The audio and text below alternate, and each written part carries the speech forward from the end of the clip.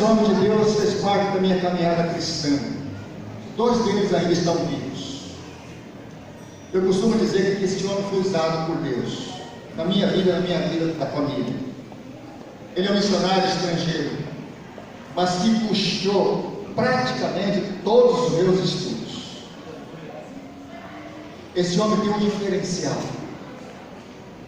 Todas as vezes que eu encontrava com ele no campus da escola, ele parava e orava com a gente. Se eu encontrasse 10 vezes no campus, ele parava e orava com a gente. Era um diferencial. Ele cumpriu o ministério, está cumprindo o ministério de Deus na vida dele. E Jesus, para mim, é um exemplo disso. Então devemos fazer como Jesus fez. É claro que nós temos toda a limitação do mundo. É claro que nós não temos toda a capacitação do mundo, mas temos um agente consolador que anda ao nosso lado para nos ajudar, o Paracletos de Deus.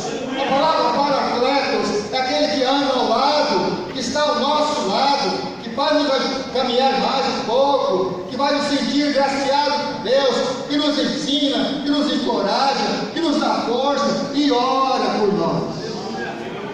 É o Espírito Santo, é o Paracletos. A palavra Paracletos é aquele que anda ao lado. E Jesus falou: não deixei órfão, irá o Espírito Santo, para que lhe dê poder. E exemplo disso, o próprio Jesus mesmo, ele percorria todas as cidades e povoados, cidades grandes, cidades pequenas, com o objetivo de ele não estava fazendo nenhum tour, não estava, ele estava fazendo o trabalho do Pai, estava pregando o Evangelho do Reino. Este é o nosso Jesus, pregando o Evangelho do Reino, anunciando as virtudes do Mestre, lugares difíceis, longe. Talvez esses lugares não eram alvo de visitas de pessoas importantes, mas Jesus com os discípulos chegava até eles, porque Jesus amava as pessoas e ama as pessoas. Percorria a cidade, enfrentou críticas, foi mal recebido em alguns momentos, outras vezes foi bem recebido, muitas vezes com hostilidade, foi perseguido, mas ele tinha uma missão a cumprir. João fala que em um dos textos de João, Jesus está dizendo: a minha comida é fazer a vontade de Deus. Estavam satisfeitos em fazer a vontade de Deus. Na Galileia, ele chamou os discípulos. Numa cidade de Gadara, ele curou os demônios demoníacos. Em Samaria, transformou aquela mulher adulta no poço lá de Jacó. Aquela senhora chega buscar água, e de repente tem um senhor sentado à beira daquele poço, começa a conversar com ela. E ela já estranhou imediato, porque ninguém chegava perto dela, e porém, ela era samaritana.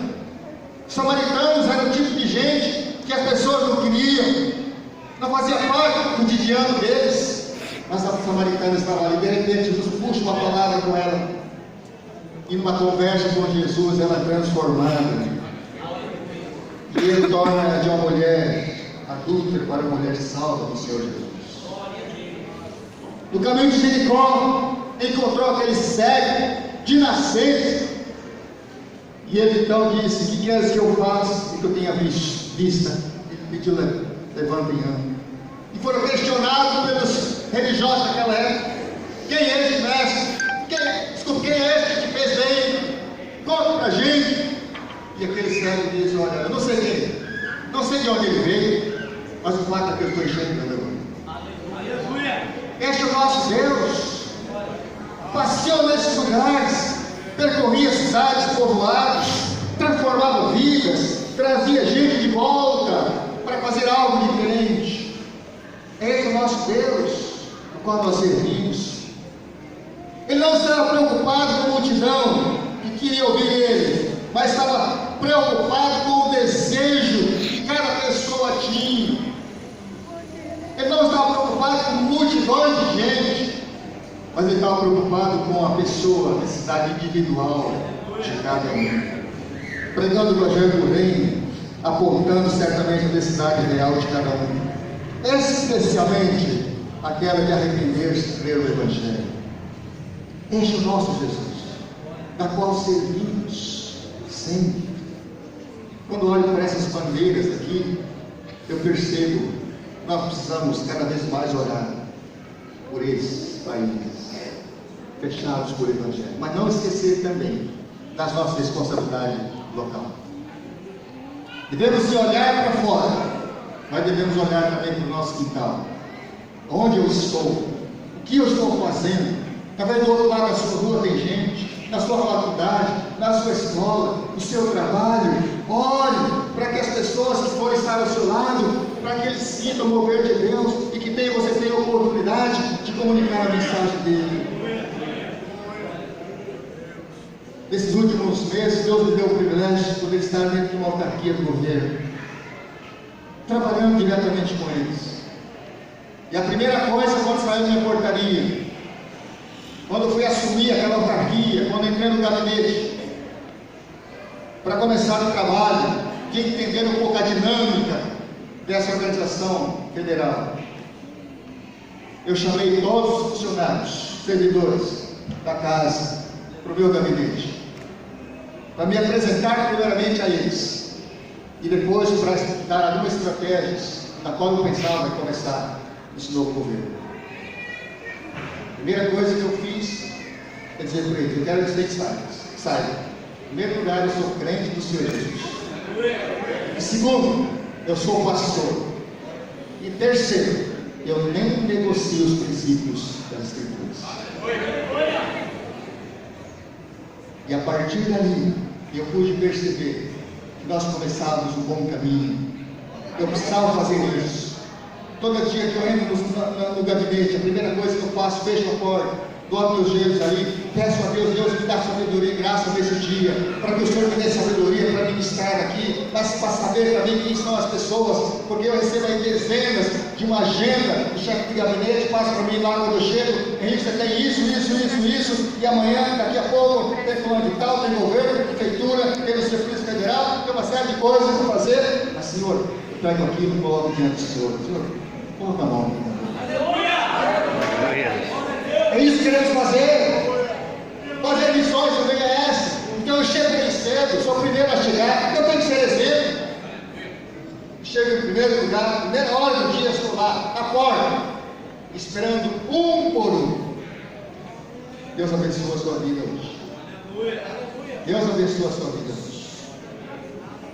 Um por um, passando naquela porta. São várias salas, são vários setores que estão debaixo da minha orientação. Mas eu faço questão, desde a pessoa que limpa o chão e que leva o café para mim lá no gabinete. Eu tenho um trabalho para fazer aqui. Conte comigo. Estou aqui para te ajudar. É isso que Deus quer. É isso que Deus quer fazer nas nossas vidas. E aqui os discípulos precisavam entender isso. Jesus percorria todas as cidades e povoados, mas não somente isso, ele estava preocupado com as pessoas. É gente com gente, é gente que sente, é gente que chora, é gente que sente dor. Nós precisamos entender isso. Tem aquela ideia diabólica que paira por aí de que o missionário não sente dor, de que o missionário não sente saudade, de que o missionário não tem dificuldade com recursos, que o missionário está bem, mas o missionário às vezes está lá chorando, sozinho, doente, às vezes, muitas vezes. E muitas vezes chorando por estar tão distante, com tanta saudade da casa, com tanta saudade da igreja. Já pensou alguém daqui que está lá do outro lado do mundo? Quando ele para à noite, não tem aquela igreja grande, bonita como aqui. ele começa a pensar: gente, o que eu estou fazendo aqui? Aquele coral bonito que canta, aquela banda fantástica, e aqui eu estou sozinho, nem entendi aqui. Bate aquela dor e aquela saudade. Pensa: olha, eu acho que eu vou voltar, vou embora. Mas Jesus nos dá a coragem, nos anima e nos encoraja para fazer um pouquinho mais, pregar o Evangelho do Reino. Jesus estava preocupado sim com as multidões, mas ele também demonstrava dia a dia o poder dele, poder sobrenatural, de curas, de sinais, de prodígios, faziam parte do cotidiano de Jesus. Jesus fazia isso.